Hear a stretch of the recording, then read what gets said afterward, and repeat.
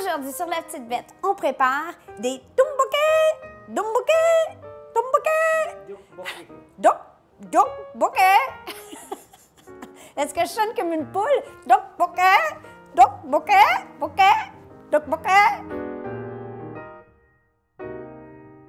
C'est des rouleaux de riz. En fait, c'est un peu comme des gnocchis asiatiques. C'est magique, c'est tellement bon. La majorité des Occidentaux ne connaissent pas ce produit et pourtant on en vend dans les marchés asiatiques. Ce que c'est le macaroni des Coréens. C'est pas plus compliqué que ça. C'est le repas de base facile qu'on fait aux enfants.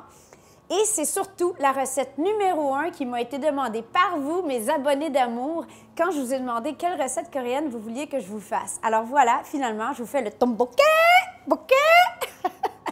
Cette recette de tteokbokki est vraiment pas très compliquée et il y a plusieurs variations, mais à la base, c'est la même chose. C'est, premièrement, un bon bouillon. Alors, aujourd'hui, vous apprenez 2 leçons plutôt qu'une. On va faire un vrai bouillon coréen. Pour le bouillon, vous allez avoir besoin d'anchois séchés. Ils vendent ça au marché asiatique. Il y a plusieurs grosseurs. Moi, je ne savais pas trop ce que j'achetais et j'ai pris des tout petits. Ce qui est cocasse, c'est que la majorité des recettes coréennes disent 7 anchois. 7, c'est tout le temps 7. Là, tu te dis, coudonc, c'est qui le premier Coréen qui a décidé que ça prenait 7 anchois pour faire un bon bouillon? En tout cas, toujours est-il que les miens sont tout petits, puis j'ai décidé d'être reckless. Alors, j'en mets des tout petits, là, une vingtaine certains. Et on va juste les laisser chauffer dans le poêlon. Dès qu'on commence à sentir l'arôme, on verse 3 tasses d'eau. À ceci, vous allez ajouter soit un gros morceau de kombu séché ou plusieurs petits. Moi, ici, j'en ai des petits, donc l'équivalent d'un gros carré. Là, du kombu, les copains, là, ils en vendent au marché santé pour très cher et ils en vendent au marché asiatique pour vraiment pas cher. J'en dis pas plus. Vous avez ici le bouillon coréen de base. On le laisse bouillir pour 15 minutes. Ensuite, on va retirer anchois et kombu. Et voilà, vous avez votre dashi coréen, qui est un peu différent du dashi japonais. Dans le dashi japonais, on utilise du kombu, mais de la bonite aussi. On le fera un moment donné. Il faut faire un ramen, on est dû, hein? Ramen.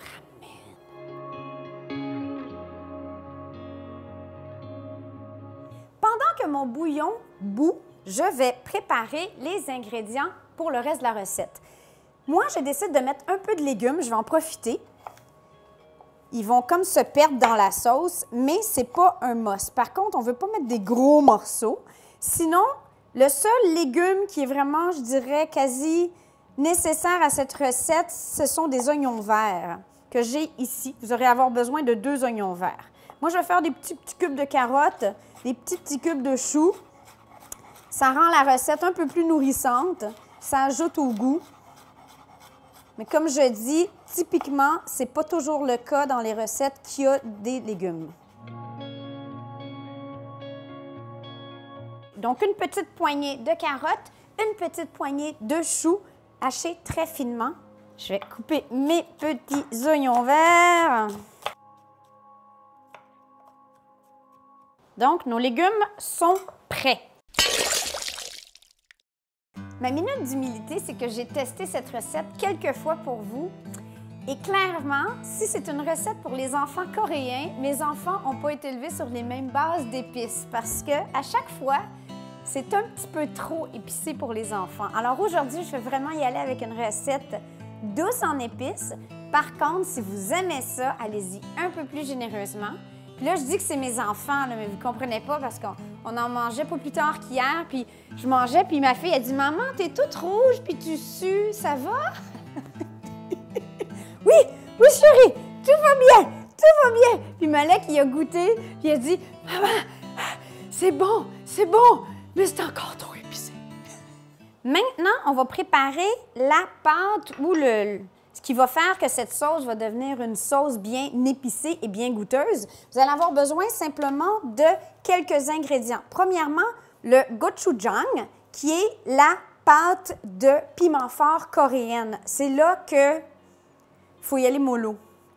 Parce que sinon, Momo fait « Maman, maman! » Alors, on va y aller avec une cuillerée à table et demi de gochujang. Il faut aussi savoir que il y a possiblement différents niveaux d'épicé de gochujang. Celui-ci est un medium hot. Alors, on ne veut pas savoir ce que le hot est. La poudre de piment coréenne, la fameuse poudre qui vend en énormes sacs. Pourquoi? Parce que justement, elle n'est pas très épicée, celle-ci. On croirait que c'est le contraire. On croirait que c'est ça qui est le plus épicé. Mais non, c'est la combinaison des deux. Alors, une cuillerée à table ou, pour les Européens, 15 grammes. Environ 15 grammes de sucre. Pour y en mettre moins. Et une cuillerée à thé de sauce soya. On va combiner cette pâte pour ce qu'ils appellent des rice cakes, donc en français des gâteaux de riz, des nouilles de riz, mais c'est pas... Souvent, nouilles de riz, on pense au vermicelle, mais c'est pas ça du tout. Il y a différents formats. Quand vous allez au marché, il y a évidemment en tronçons comme ça, il y en a en long rouleau, et il y a aussi des espèces de capsules plates, un peu comme si on coupait une carotte en biseau. Et ils sont utilisés à différents usages. Ce qu'il faut savoir, c'est qu'on peut les faire maison. Qui aimerait ça que je vous fasse la recette maison? Puis là, je vous le dis, je ne l'ai jamais faite de ma vie, mais mettez-moi des commentaires. C'est sûr que ça va être meilleur. Mais ça a une consistance un peu comme un gnocchi du commerce, mais un peu plus tendre. C'est très bon. Puis pour les copains qui ont des problèmes avec le gluten, les cœliaques ou quoi que ce soit, il n'y a pas de gluten là-dedans. Alors voilà vos gnocchis.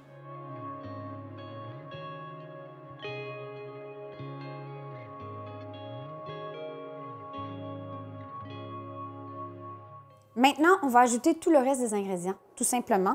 Donc, premièrement, la pâte de piment.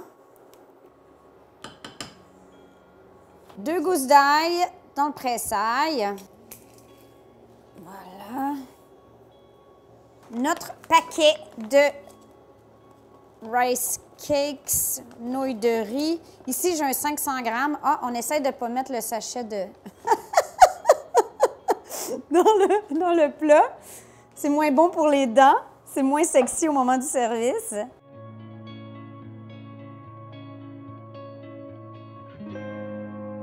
En termes de garniture optionnelle pour faire des tteokbokki, un repas plus entier, plus complet, il y a plusieurs options. Nous, on aime beaucoup avec des œufs, donc on les a fait cuire mollets et on va les ajouter tout de suite, je vais les écailler. Un peu de graines de sésame, un peu d'huile de sésame. Aussi, ce qui est très populaire, c'est les boules de poisson coréennes. Des espèces de petites boules, mais bon, il y a des drôles d'ingrédients là-dedans. C'est pas nécessairement facile à trouver, mais moi, ce que j'ai le goût de mettre, c'est... J'ai du porc que j'ai fait cuire justement avec ma marinade de côte courte. Alors, j'ai des petits morceaux de porc. On va mettre ça là-dedans tout de suite. Ça va donner du goût. Et les œufs. On laisse bouillir. Il faut que ça devienne une sauce épaisse et luisante. Ça sent tellement bon. Qui aimerait ça que Chérie vous fasse une vidéo pour vous expliquer comment faire des œufs mollets parfaits? Tu sais, des œufs à ramen coulant au milieu ou en salade, c'est tellement bon. Donc, un blanc pas gluant, ça m'écoeure. Quand le blanc est gluant, non, un blanc pris et un jaune coulant. Il commence à être vraiment bon, mon chéri. Il fait bien ça. On va venir déposer les œufs, incluant celui que j'ai cassé, dans mon mélange. Essayez de faire de la place un peu. Et notre porc, qui est déjà cuit, clairement.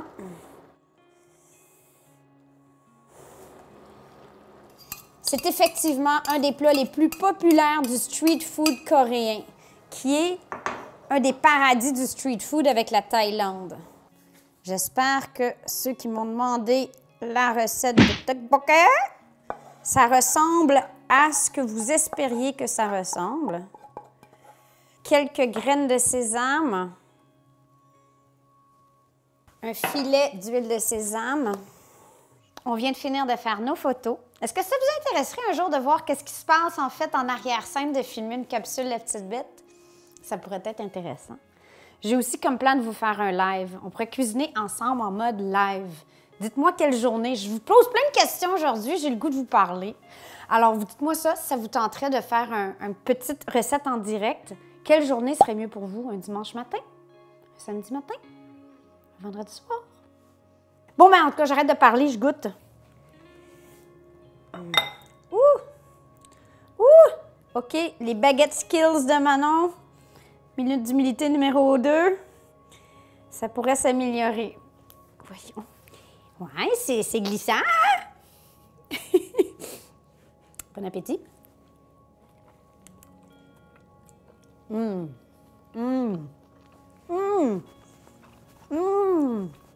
C'est les meilleurs que j'ai faits. C'est parce que je les ai faits pour vous. Là, mes enfants vont être insultés, dites-leur pas. Abonnez-vous si ce n'est déjà fait. Ça nous fait toujours plaisir. La famille grandit. Ça nous fait chaud au cœur.